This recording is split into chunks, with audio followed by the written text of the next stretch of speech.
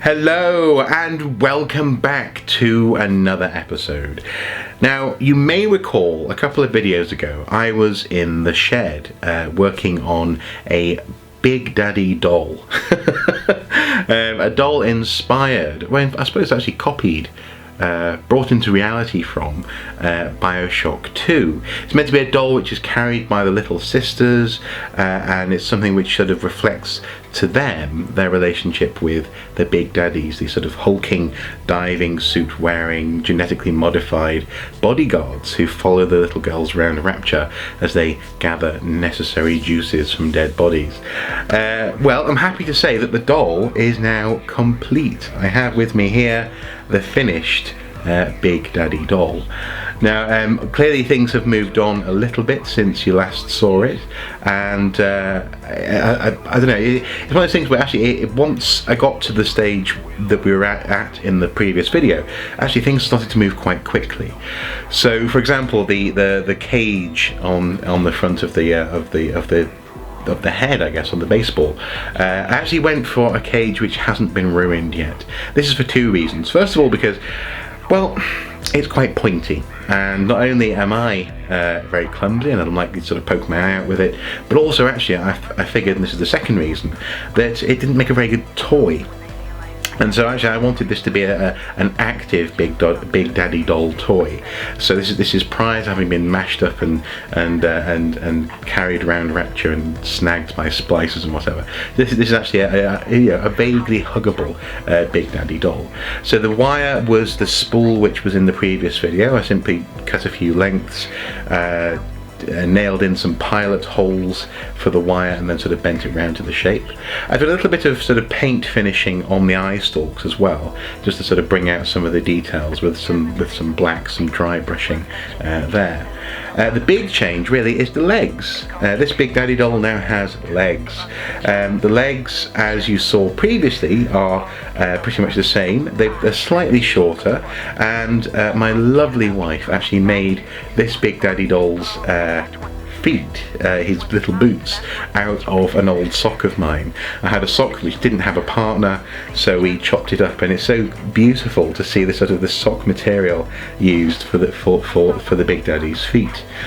Now, I said in the previous video that actually that I liked the fact that this wasn't conforming precisely to the design that we see, for example, in the game or in the artwork for Bioshock 2. So there are some changes, such as, for example, at the hand, and I didn't use a thimble or at the top where the arm meets the corkscrew.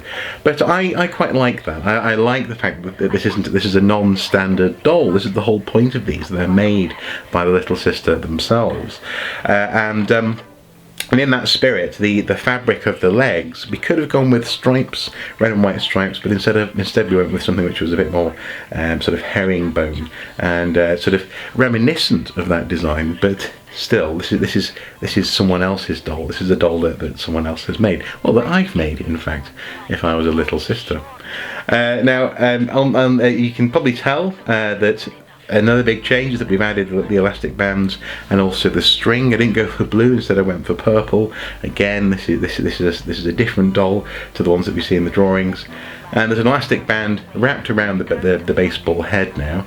But also I added another little touch, and that is a beautiful bow on the back. Now, the bow is something which I actually came across while I was walking my dog on the afternoon when I recorded the previous Big Daddy video.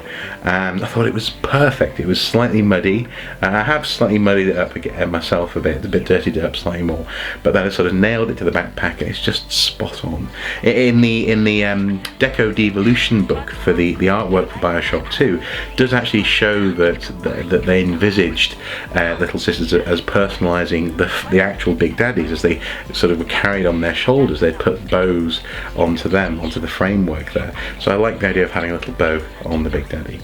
And there we go. I added a little bit of varnish to the bottle cap, just to make sure that no paint came off. Some paint was coming off on the the edge of the cap there, but I quite like that look, but I didn't want that to get any worse, as it were, so I slightly varnished it, and there we go. This is my beautiful Big Daddy doll, well, if you want to know more about how this was made, I'm more than happy to let you know. If you want me to write a little blog post or something, I'll be happy to do that.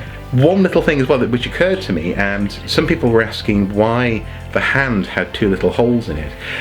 It's because the piece of wood I used to make the hand happened to have two little holes in it. That's all.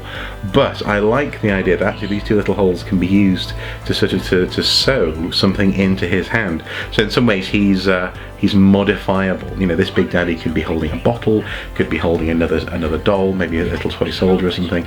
The little sister can play with him basically and create scenarios as she's wandering around the once beautiful city of Rapture.